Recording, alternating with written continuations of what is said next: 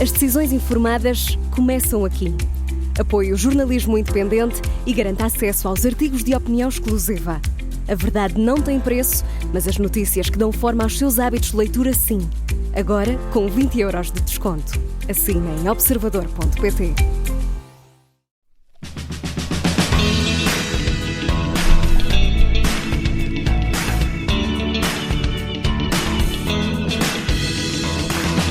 Os vikings sempre exerceram um grande fascínio desde que fizeram incursões pelo sul da Europa há 1000 anos, incluindo durante mais de 2 séculos pelo nosso país.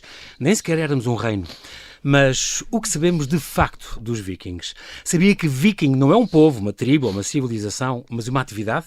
E que esses navegadores nórdicos não usavam elmos com cornos, nem bebiam de caveiras, não eram todos altos e louros e de olhos azuis, nem especialmente sanguinários, e nem sequer eram todos assim tão másculos. Sabia que as runas não são o alfabeto mágico? Para saber tudo, ou quase tudo, convidei o historiador Hélio Pires. Ele é mestre em estudos vikings e medievais pela Universidade de Uppsala, na Suécia, que deve ser o nosso maior especialista no tema. É autor de 4 livros sobre estes nórdicos aventureiros: Vikings em Portugal e na Galiza, Mitos e Lendas Nórdicas, As Runas Desvendadas e No Tempo dos Vikings, e de alguns vídeos explicativos no YouTube. Olá, Hélio, e bem-ajas por ter aceitado este meu convite, diretamente de Alcobaça. É bom teres vindo de propósito. Muito obrigado por teres vindo à Rádio Observador. Bem-vindo. Obrigado, boa tarde. É um grande prazer estar aqui a falar contigo. Tu, de facto, licenciaste em História aqui pela Universidade Nova, depois tiveste este mestrado em Estudos Vikings e Medievais que foste tirar ao melhor sítio do mundo para aprender sobre vikings, em Uppsala, na Suécia. A Coimbra da Suécia. Pois é, a cidade universitária de lá. Exatamente. Que traços é que tu encontraste nos suecos dos vikings? Vou perguntar. Tramaste-me com essa. Logo para abrir. Traços dos vikings, não sei, se calhar o consumo excessivo de álcool. Isso mantém-se. Isso também nós, portanto, isso aí não há. Exatamente. Sim, mas eles de Islândia e não sei o quê são muito propensos. Sim, mantém isso. Exatamente. Depois doutoraste então em História Medieval, também aqui na Nova, com esta tese de doutoramento, Vikings em Portugal e na Galiza, que aliás foi o teu primeiro livro. Exatamente. Que tu editaste sobre isto. És investigador no Instituto de Estudos Medievais e dedicas-te a fazer muitas conferências, vídeos, a escrever textos sobre vikings. És um eterno apaixonado por este tema. Como é que nasceu este teu fascínio por esta atividade de ser viking, ir de vikings? Especificamente no segundo ano de curso, quando numa cadeira que era História das Ideias Religiosas, e uma professora passou-me umas fotocópias sobre mitologia, que incluía mitologia nórdica. Fascinou-me, fui puxando o fio à meada, exatamente, e que traz ele, e fui puxando, e lá está, é um novelo que nunca acaba. E tu disseste, não, eu tenho que aprofundar isto. Sempre. Porque de facto não há muita gente. Há outro colega teu agora que está-se a doutorar. Sim, o Miguel Andrade. Sim. E de resto, pouca gente se interessou por isto. No entanto, eles passaram por cá, mais ou menos um bocadinho depois dos mouros. Portanto, os mouros entraram no ano 711, sim. E eles entraram em 800 e tal. 44. Os vikings, o primeiro está registado em 844. E tiveram aqui 200, quase 300 anos de influência. Sim, influência, presença intermitente. Portanto, vinham, faziam incursões, podiam estar tipo 1 ano, 2 anos sem aparecer, 10 anos, depois reapareciam outra vez, várias vezes num ano, ia variando. Tu, é engraçado porque conheces muito bem o nosso país, tu dizes, acampavas com os teus pais, isto é muito engraçado, pelo país quase todo. Só atrás dos montes é que acho que nunca acampei. Nem Montezinho, naquele parque, naquela coisa. Infelizmente não. Mas de resto era o país todo. Serra da Estrela foram várias vezes em criança. Isso... E hoje em dia é bicicleta? Fazes muita bicicleta Muita pelo bicicleta. País? Gostas muito? Pelo país não, quer dizer, fico mais na zona de Alcobaça quando me apetece aventurar. Ponho no comboio e vou um bocadinho mais para norte ou para sul. Vais com a tua bicicleta? Com a bicicleta, posso falar no comboio, isso poupo no esforço e tempo. Boa. E línguas estranhas, é uma coisa que tu gostas? Sueco, aprendeste alguma coisa quando estavas lá a estudar? O finlandês, o basco, o occitano, o gótico, o nahuatl, isto é o quê? Nahuatl é asteca. Exatamente, eu não conheço essas línguas, tenho fascínio por elas, vou apanhando algumas coisas, mas lá está, os dias não têm 48 horas, não consigo aprender tudo, portanto, mas vou, como diria o Tolkien, vou saboreando. Há quem goste de provar vinhos, há quem goste de saborear idiomas. Exatamente, foi o que ele disse, portanto, eu gosto muito de saborear. Tu trabalhas a obra dele? Na relação com a mitologia nórdica, sim. Porque ele tem as fontes nórdicas medievais, tem muito a ver com ele. As runas do Hobbit, eu lembro-me disto, mas ele não passou, não é um bocadinho culpado das runas.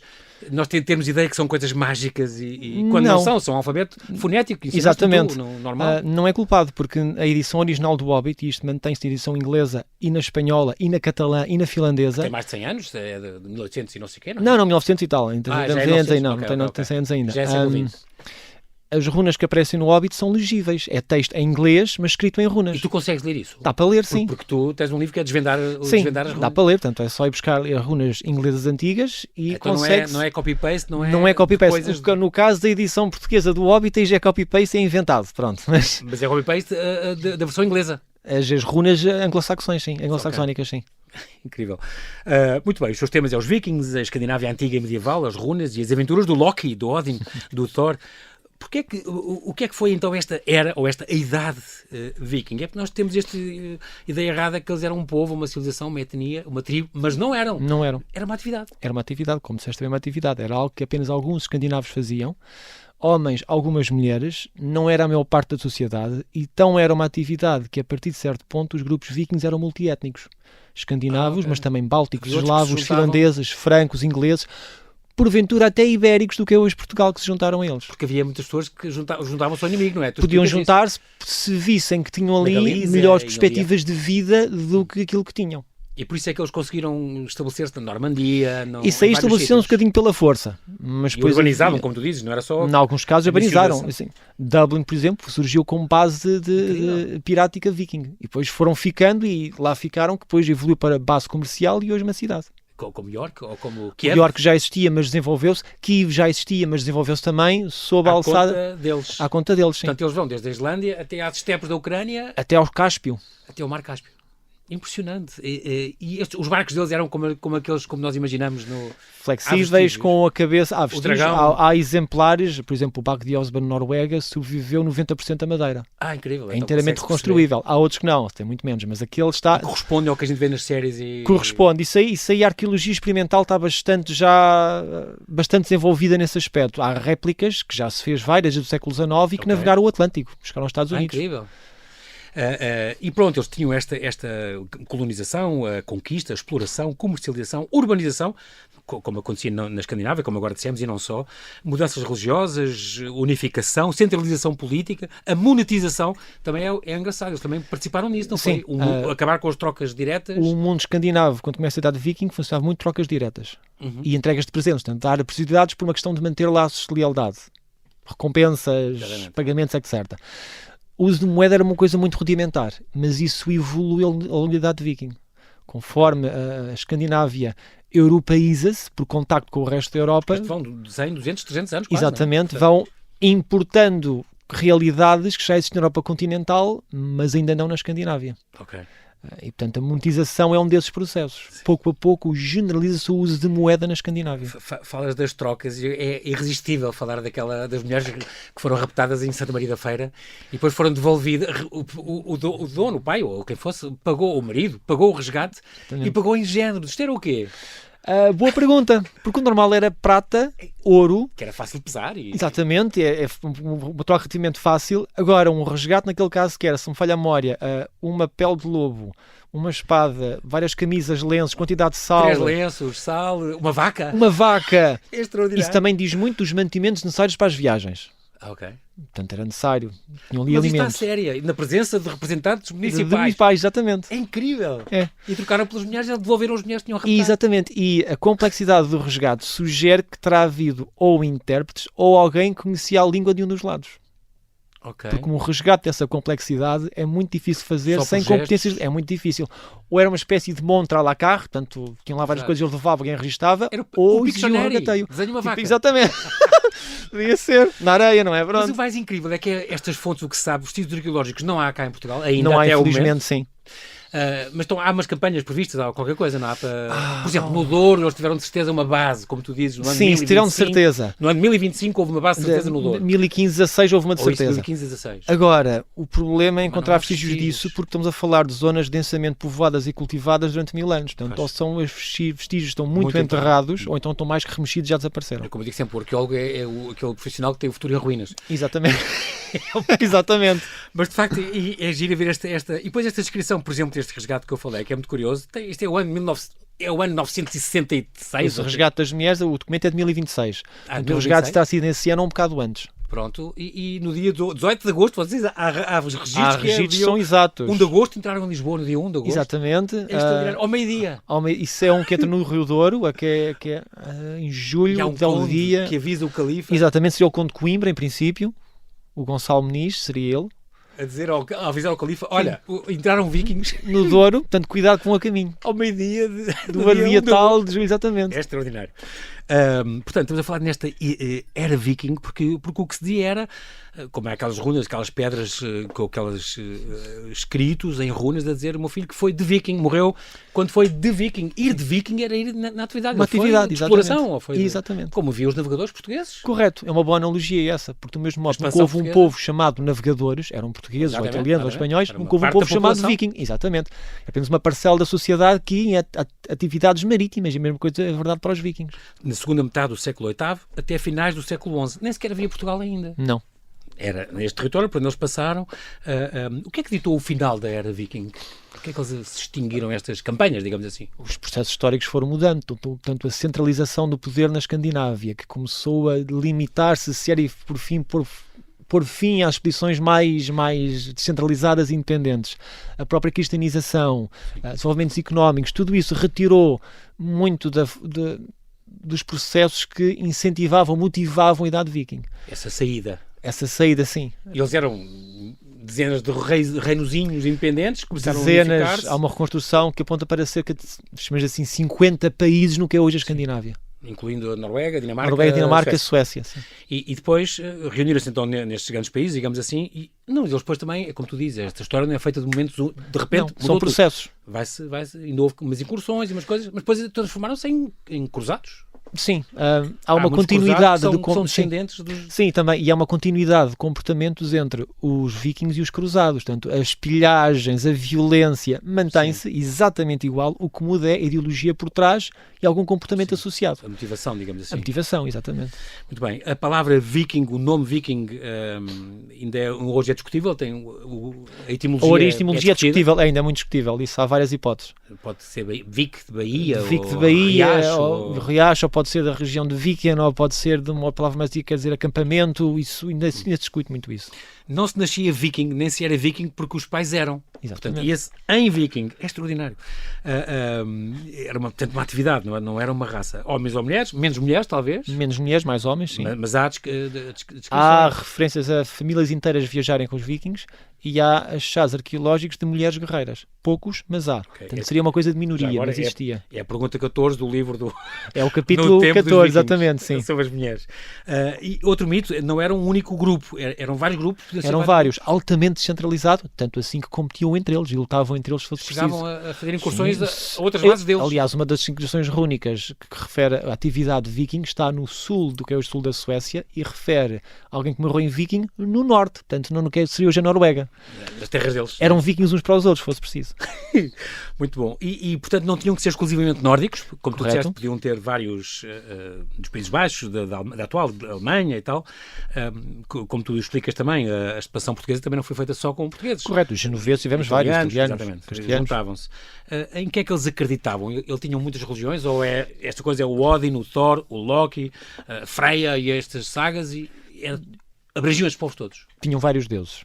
Uhum. Agora, como é que se organizava os panteões é que já é um bocadinho mais complicado. Não seria uniforme. Sim. Há um conceito que eu introduzo neste último livro que é o de religio leto. Do mesmo modo que uma língua tem variantes dialetais, dialeto, também haveria dialetos religiosos, se quiseres. Portanto, muito regionais, muito... Exatamente, panteões regionais, locais, práticas específicas, variações internas dos mesmos temas gerais e ideias gerais, mas depois com muita diversidade consoante o contexto e localização.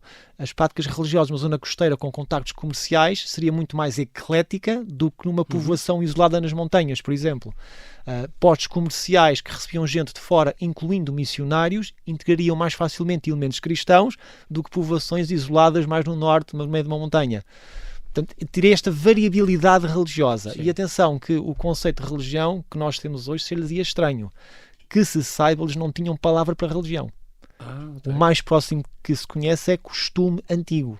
Mas o costume antigo refere-se a práticas religiosas, práticas de indumentária, construção, gastronomia... Funerária, por exemplo? Funerária, tudo. Eles, é certo, e sabes isso, se eles cremavam os corpos nos barcos, por exemplo? Cremar nos barcos, sim. Barcos a navegar é que já é um bocadinho mais complicado dizer se era ou não. Mas barcos fechados para terra e cremados, sim. Corpos enterrados, há registros. Corpos cremados e enterrados debaixo de colinas artificiais, sim. colocados em barcos e enterrados, sim.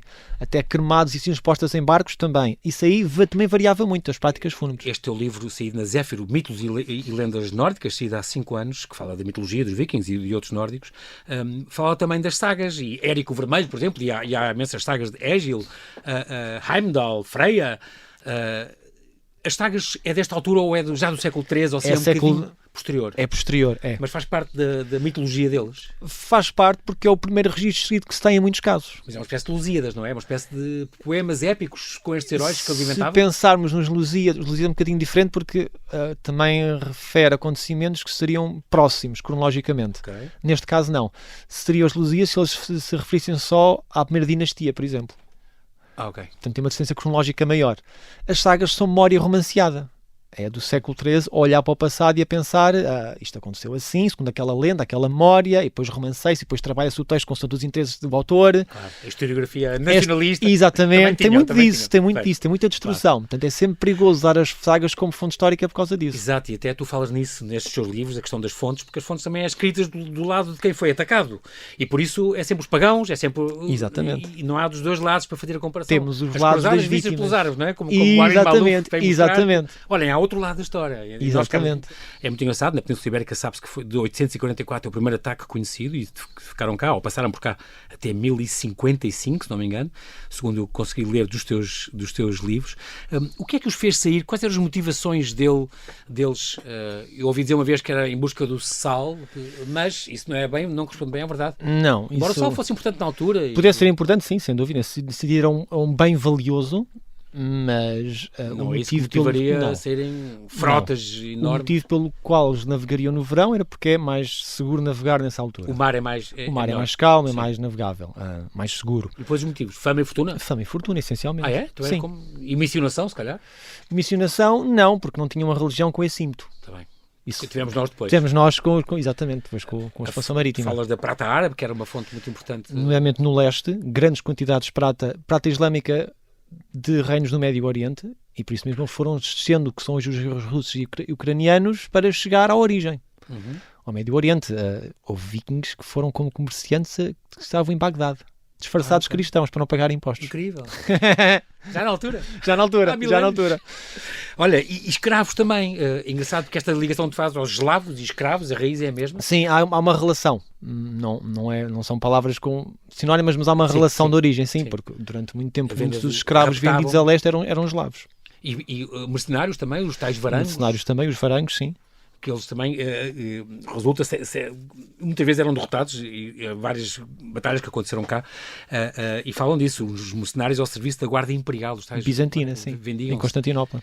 Muito bem, escravos, tal, poder, estatuto, uma vida melhor, às vezes eles embarcavam nestas aventuras. As primeiras incursões terão sido lideradas por pessoas com posses, porque obviamente apetrechar uma frota, mandar construir os barcos, apetrechá-los, reunir séquito, isso exigia alguém não era barato, claro. E exigia estatuto. Mas agora, assim, soldados rasos, isso seriam pessoas, podiam ser pessoas comuns, sim, mas que depois, já à medida que acumulavam riqueza, podiam mais a frente elas próprias fundar os próprios grupos vikings. Ok. Fundiar, conforme as batalhas lhes granjeavam fama e fortuna própria, conseguiam ter recursos e fama suficiente para recrutar os seus próprios guerreiros e fundar os seus grupos. Ordenar as suas saídas, as suas incursões. Muito bem, eles instalaram-se na Islândia, na Groenlândia e na América do Norte. Há uma segunda hipótese publicada em 2021 na Nature. Eles foram os primeiros europeus a alcançar um novo mundo, talvez 400 anos antes do Colombo. Talvez foram mesmo. É a pergunta 7 do teu livro. Foram mesmo. Sim. Aliás, a Groenlândia já faz parte do continente americano. Esqueci-me disso muitas vezes. Pois é. É o extremo oriental, insular, mas é continente americano. Aliás, outro dia disseram-me, que eu não sabia, que Corvo e Flores, ou o que é, as duas ilhas da Ponta dos Açores já fazem parte da não sei se eles funcionam assim, mas americana. Sim, sem dúvida, sim. Estão do outro lado da plataforma, sim. E por isso é que nós estamos em três continentes, dizem. Exatamente, sim. Não são muitos países que podem dizer isso. E a Madeira já pertence à placa africana. Exatamente. Nós na Europa e quase todos os Açores. E depois duas ilhas é incrível. Que atravessa a Islândia, não é? Meio. Correto, exatamente. Aliás, a zona de contacto das duas placas na Islândia era o local de Assembleia da Islândia Antiga. Não sabia. Que ainda hoje está em separação. Está em separação. Que é uma rocha essa rocha na rocha e aquelas elevações. quase que forma um palco natural onde se reunia a Assembleia da Islândia Antiga. É um sítio mágico, completamente mágico, é extraordinário. Na Europa Ocidental, então, o ataque é diferente. Agora eles vinham um bocadinho onde houvesse cidades, mosteiros, eles procuravam isso também, não é? Para saquear, para... Iam ao alvo que fosse mais fácil ou que proporcionasse mais lucro. Se fosse um mosteiro, um mosteiro; se fosse uma cidade pouco defendida. Exatamente. E é muito engraçado porque tu falaste de Kiev, há bocado, o Kiev, como a gente diria, e aqui tem a ver com os russos, de onde vem a palavra Rússia. Russo, exatamente. Russo quer dizer exatamente vikings em... O russo seria remador, a origem da palavra seria nórdica, que quer dizer remadores. Portanto, seria o termo que as pessoas estavam na parte leste do Báltico davam aos que chegavam a remos ou de barco da Escandinávia. Okay. Não será por acaso que ainda hoje a palavra finlandesa para sueco é ruotsi. Em estoniano é Rutsi. Está aí uma relação. Uma relação com a palavra Rússia, obviamente.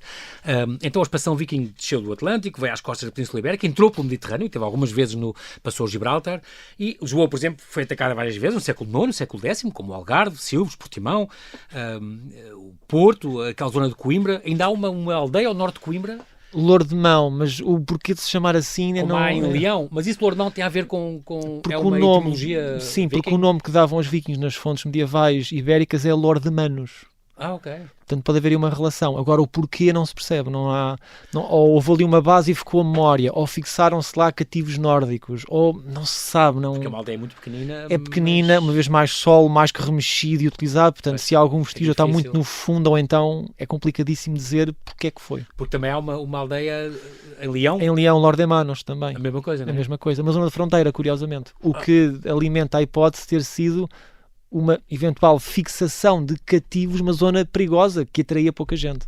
Ao passo que nós temos muitos vestígios da presença árabe, da presença de viking, quase nada, porque tu dizes, mas era uma zona, às alturas estávamos em guerra, havia todos os reinos da península, não houve essa fratura política, digamos assim, nem religiosa.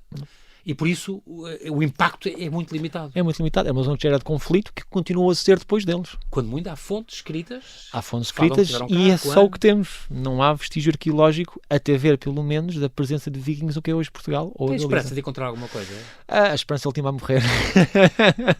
Mas gostavas de que houvesse alguma coisa aí? Gostava. Acho que finalmente tocar alguma coisa de físico que acrescentasse a informação que se tem, isso é o sonho de qualquer historiador. Estamos sempre à espera que fontes novas que resolvam dúvidas, respondam a questões, mas... O que é que ficou da passagem dos vikings por Portugal? Memória, essencialmente é a memória. Memória utilizada em alguns casos. Há em Portugal não tanto, mas na Galiza há um conjunto de capelinhas e igrejas que têm mitos fundacionais associados aos vikings. Foi isso que ficou, essencialmente, é memória. E estou a pensar agora nos vestígios. Se estivesse à espera de encontrar um capacete com os cornos, desengane-se, porque isto era uma treta. Eles não usavam capacetes com cornos. Pelo menos não em batalha, porque isso seria suicida. Talvez uma... Agora, cerimonialmente, assim, tipo, adereços de cabeça de fazer inveja a Carmen Miranda, certamente. O único capacete ao viking uma vez encontrado, este Germungli, na Noruega, sim. Escavado na Noruega, é parecido, li um sítio onde dizia, é parecido com a máscara do Batman, mas sem as orelhas. Exatamente, é um bocado tipo isso. É extraordinário, porque eles não têm, mas ficou essa ideia de ficou. É uma coisa do século XIX, deve-se muito ao Wagner. O Wagner é que popularizou isso. Não foi ele que criou, já vinha atrás. As óperas do Wagner popularizaram, porque por algum motivo achou-se que todos os personagens deviam ter cornos na cabeça, portanto... Era gente com azar. Generalizou-se. Muito bem. Barbas e cabelos, por exemplo, a ideia deles... há representações em têxteis ou em metais... agora estou a lembrar que, por exemplo, uma caixa de joias que descobriu nos arredores de Estocolmo, isso era uma maravilha se aparecesse cá, mas as barbas e cabelos, porque isso é falado, é engraçado, era uma coisa que fez moda. A maneira deles trajarem e maquilhavam os olhos. Exatamente. Homens e mulheres, uma espécie de rímel ou maquilhagem à volta dos olhos. Dezenas de pentes. Quer dizer, centenas. É dos objetos mais comuns nas escavações arqueológicas do período viking, é pentes, tanto em campas de homem como de mulher. Portanto, o cuidado com a higiene dos cabelos, da barba, é uma coisa generalizada. Tanto assim que supostamente, isto é uma fonte tardia, mas supostamente, quando os vikings chegaram à Inglaterra, tinham tão bom aspecto que havia mulheres que fugiam dos maridos para ter com eles. Isto é uma fonte tardia, mas pode ter algum fundo de verdade, porque aí havia esse cuidado realmente com as barbas. As raças, de facto, era uma mistura saudável de louros, ruivos e morenos, isto porque há as necrópolis que estão escavadas e que se consegue perceber isso. Não seriam especialmente altos, mas os povos nórdicos em geral são altos. Variáveis, qualquer população. A altura média é 1,73 m. Isto em média, depois vamos aos detalhes e vemos os extremos, 90 ou quase 2 metros, mas depois uns mais baixos também, alguns anões, com 1,80 m, também é alta. E também os anões, também é verdade, que encontraram. Portanto, a ideia de ser muito altos já eu li nos seus livros também que era um bocadinho uma ideia de nacionalismo. É uma idealização nacionalista. Para juntar ao arquétipo nórdico e ariano, não é? Exatamente. Muito bem. Eles não seriam especialmente sanguinários.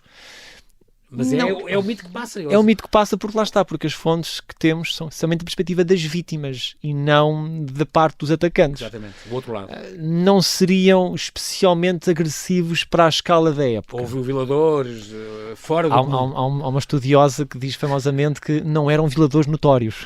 O que quer dizer que não fariam mais do que era normal para a época. Exato. Uma coisa horrível de dizer, mas pronto. O Carlos Magno, o rei dos francos, ordenou a decapitação de 4.500 saxões. Exatamente. Portanto, não era.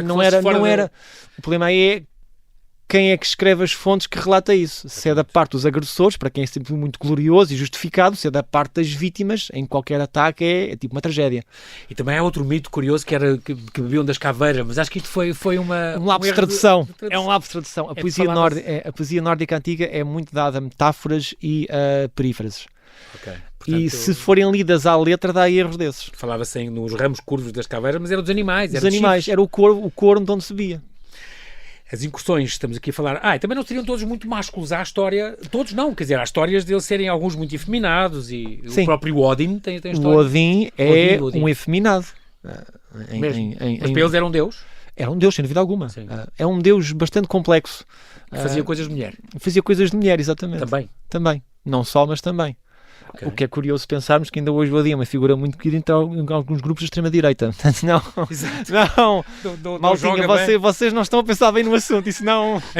O bem que fazem saber as coisas e informarem-se. Exatamente, informem-se antes de escolherem bem os vossos ídolos, que isso não... É muito bom. E depois, de facto, muitos sítios cavados ao lado dos corpos têm pentes, pinças e lâminas, quer de corpos de homens, quer de corpos de mulheres. É extraordinário como falámos disso. Muito engraçado. Esta questão também a falar das representações deles, eles fizeram muitas incursões então pelo norte de Portugal, entravam pelo Rio Minho também. Eu ouvi dizer que o Castelo de Guimarães então seria construído talvez pela Madonna, ainda antes do ano 1000 ou por volta do ano 1000, para se defender dos ataques deles, mas de facto não há fontes sobre isso, mas nós construímos ao testamento dela, não é? Ao testamento dela, que refere a construção do castelo contra os pagãos. Mas agora podia ser também mouros. Também mouros, exatamente. Ou podia ser as duas coisas. O tema até pode ser propositadamente ambíguo, porque assim reúne os dois lados. Exatamente. Abrange toda a gente. Abrange. Mas de facto há a ideia que algumas das nossas... E agora estou a pensar no Castelo de Vermoim, não sei se és tu que falas nisso, escreves sobre isso. O Castelo de Vermoim já seria pré-existente, mas há uma referência numa crónica eles terem lá chegado. Ok. Porquê, como, com que resultado, isso não sabe. Que teriam ocupado ou qualquer coisa. Muito bem. O martelo de Thor, por exemplo, baseia-se em quê? Porque é um martelo e não uma lança. Eles usavam lanças e espadas. Isso é uma coisa... Isso dava um artigo inteiro. Parece numa saga que o martelo foi importante como objeto de defesa e não um machado, por exemplo. A ideia do martelo do Deus do Trovão é uma coisa antiquíssima que remonta, se calhar, da Idade do Bronze, se não da pedra. Okay. Porque há alguns vestígios linguísticos do que hoje conhecemos como martelo começou por ser uma massa ou uma moca de pedra. Ok. Portanto, uma coisa anterior aos metais. Sim. Mas depois foi ficando associada porque o barulho do trovão ou a faísca do relâmpago não é dissemelhante do barulho de uma pedragulha a cair, de um penedo, ou de uma bigorna, ou do raspar de pedras para acender uma fogueira. Exatamente. Portanto, há aí uma relação antiquíssima. Ok. No teu Mitos e Lendas Nórdicas contas a gênese, a origem dos tutores divinos, a gênese da poesia, a maldição do anel. Isto tem a ver com o quê? Agora de repente lembrei-me do Tolkien também. O Tolkien, sim, ele foi buscar essa ideia. Mas tem a ver com isso? Tem a ver com isso. Inspirou o Tolkien. O anel é um objeto omnipresente na mitologia nórdica. como objeto que traz sorte, como objeto que vincula, que prende, como objeto, como veículo de maldições. O Tolkien inspirou-se muito nisso. E, aliás, como as runas que aparecem de vez em quando. Exatamente. Lá dentro. É extraordinário. A Vingança de Gudrun, as aventuras de Egil, isto é engraçado. Agora estou a pensar também nesta série que existe, os Vikings, por exemplo, concretamente esta série na Fox Premium, que teve 6 temporadas, criada pelo Michael Hurst e estreou em 2013, inspirada nas lendas nórdicas. Tu viste esta série? Estamos a falar daquela série sobre o Ragnar, não é? Sim, exatamente. O Ragnar, o rei que atacou a Inglaterra. Sim, exatamente. Isto é mais ou menos fiel. Aquilo é muito baseado em sagas do século XIII. Portanto, logo aí já é memória distorcida e romanceada. Adaptada para uma série moderna, é um duplo destroçar e romancear. Portanto, a primeira temporada estava muitíssimo boa, percebeu-se que fizeram pesquisa, havia falas na série que eram quase citações de textos medievais. Mas depois, conforme a série avança nas temporadas, foi perdendo de qualidade de forma vertiginosa. Já vou inventando mais. É tudo demasiado mastigado e já está-se para dar tudo assim de forma muito simplista a um público que de algum modo torna-se por estúpido, vamos dizer assim. Porque não está a aprender. Assume-se que as pessoas não vão perceber, portanto fazem uma coisa ultra simplificada e plastificada para consumo fácil. É o que faz a televisão, não é? É, mas às vezes exagera, neste caso exagerou. E é engraçado, mas achas, no entanto, claro que os Vikings inspiraram óperas e filmes e romances, livros de BD, videojogos, mas o que também dificulta um bocadinho a separação dos factos e da ficção, como tu disseste. Mas o papel destes filmes, destas séries, é importante, mesmo que nem sempre seja correto? Se estimular o interesse e a pessoa não se ficar por aí, sim. Se gerar novos preconceitos e ideias feitas, não. Exatamente. Como é que funcionava o governo das sociedades vikings? É outra coisa que tu falas também, a tua última pergunta, aliás, do teu livro, deste teu último livro, No Tempo dos Vikings, pela saída de emergência. Eles tinham assembleias, democracias, como é que era? Protodemocracias, se bem que isso pudesse variar consoante a região exata da Escandinávia, não era uniforme nesse aspecto. Porque são muitos Serão vários, lá está, uma construção com 50 reinos diferentes, isso depois podia variar, e uns com mais poder concentrado de uma pessoa ou com menos poder concentrado, mas as assembleias era uma coisa muito comum. Assembleias de homens, não necessariamente mulheres, mais a pender para o aristocrático, não necessariamente o povo comum. Mas eram formas de governo em muitos aspectos protodemocráticos. Já tinham elementos que nós reconhecemos como sendo antecedentes de uma democracia. Ok. Isso é importante, porque se ficou esse registro, é um bom case study para as pessoas perceberem o que é que pode estar. O que é que nesses países ficou dessas incursões, nesses países nórdicos, onde frequentaste alguns e passeaste, ficou algumas ideias que tu notas, de rituais, por exemplo, lembranças. Há uma festa em Espanha, por exemplo, onde inventam que ali é a romaria dos não sei quantos. Sim, Catório. Exatamente. Há algumas, em termos de celebrações populares, há algumas coisas que são vestígios dessa época. Isso é como cá, o folclore popular preserva práticas e ideias pré-cristãs, e lá também há disso. Depois, a paisagem está muito moldada por eles. Na Suécia Central tens inscrições rúnicas à beira da estrada, no meio das cidades, nas praças, estão em toda a parte. Tens colinas fúnebres, ou já tiveram túmulos por baixo. Tens ruínas daquilo, claro, ruínas de habitações, ruínas de povoações, isto está em toda a parte, é omnipresente. Na Normandia também, por exemplo. Na Normandia, nem tanto. Aí, curiosamente, se sobrevive mais na toponímia, no nome dos locais, mas não necessariamente em termos arqueológicos, aí tens muito menos. Os nórdicos se fixaram na Normandia, deixaram-se assimilar e afrancesar relativamente depressa, no espaço de 1 ou 2 gerações. Foi? Sim. Então pronto. Portanto, o que é que ficou?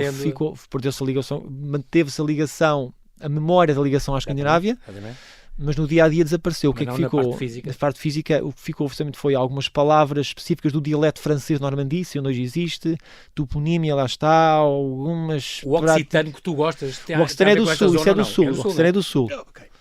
Isso aí é mais próximo do catalão. Estas atividades económicas, eles dedicavam-se a quê? À pesca e assim? É o que a gente imagina logo. O que é que faziam? Exploravam recursos? Exploravam recursos, nomeadamente ferro, fazer joalharia, âmbar, peles, escravos, âmbar, claro. Madeira, países nórdicos. Produtos da floresta, mel, por exemplo, cera. Isso depois variava consoante a região exata, porque nem todas têm os mesmos recursos naturais ou nem a mesma quantidade, portanto podia variar. E depois também podiam importar coisas como tipo cerâmica, copos de vidro, espadas francas. Tens aí na esperança que se encontre alguns vestígios? Se tu pudesses patrocinar uma escavação em Portugal, onde é que tu ias escavar? Para descobrir alguma coisa deles? Porque, de facto, nós temos muitos testemunhos a dizer que tiveram aqui, tiveram em Guimarães, tiveram na base, na Foz do Porto, tiveram na zona de Coimbra, tiveram não sei. Para deixar vestígios que ainda hoje pudessem ser encontrados, em hipótese, teria de ser algo derivado de uma presença prolongada. O registro escrito que refere a uma presença maior é o que se refere aos 9 meses entre o Rio Douro e Ave. Okay. Portanto, terá havido uma base no Douro, muito fustigada. Terá havido uma base no Douro, algures. Eu, se calhar, idealmente, focar-me-ia em zonas em que um rio local intersecciona-se com o Douro. Okay. Porque as bases vikings, por norma, eram feitas em ilhas ou em quase ilhas, línguas de terra, penínsulas, zonas em que fossem rodeadas ou quase inteiramente rodeadas de água. Quando dois rios se juntam, formam uma espécie de V, portanto só num ponto de acesso é que não tem água. Sim. Portanto, qualquer zona na margem do Douro onde conflua outro rio é uma boa hipótese. Muito bem. É engraçado porque estes registros que vocês... Estou aqui a lembrar, por exemplo, destes em 844, que eles chegaram, invadiram e saquearam Lisboa, chegaram a 20 de agosto, ficaram 13 dias, e sabe-se isto ao pormenor? Reaça a fontes árabes é que têm esses detalhes, as ibéricas é raríssimo, as árabes é que têm esses detalhes. E depois seguiram, houve 2 batalhas contra as forças locais, e depois, um mês depois, seguiram para Sevilha, que não estava à espera. E foi completamente tomada e saqueada. Não estava preparada para um ataque daqueles. E eles vinham em força, então. Quer dizer, acha que era a mesma expedição que fez durou meses e que trazia dezenas de barcos? Seria dezenas, porque eles perdiam umas batalhas e avançavam para o posto seguinte. Exatamente. Seriam grupos grandes. Não necessariamente homogéneos ou coerentes. Okay. Podia ser um agregado de diferentes grupos mais pequenos movidos por um interesse comum. Perceberem que tinham força nos números. Isso aconteceu em Inglaterra com o chamado Grande Exército. Milhares de vikings que seriam formados por uma confederação de grupos mais pequenos que se juntaram com uma liderança coletiva com vista a um objetivo comum. É extraordinário. O que se aprende, Hélio, as coisas que tu ensinas sobre isto que é muito giro. Tu fizeste uma série de vídeos daqueles 3 minutos com os vikings, agora estás em pausa em algum Estou em pausa, aquele é mesmo trabalho, estou em pausa um bocado aqui. Mas fizeste cá umas dezenas? Ou... Dezenas, sim, são dezenas de pequenos vídeos. Vale muito a pena, vejam, procurem na net 3 minutos de vikings com o Hélio Pires. Nosso tempo voou, já sabia, vai voltar agora para Alcobaça, devo estar contentíssimo. Foi um grande prazer ter-te aqui, o tempo desapareceu, já sabia.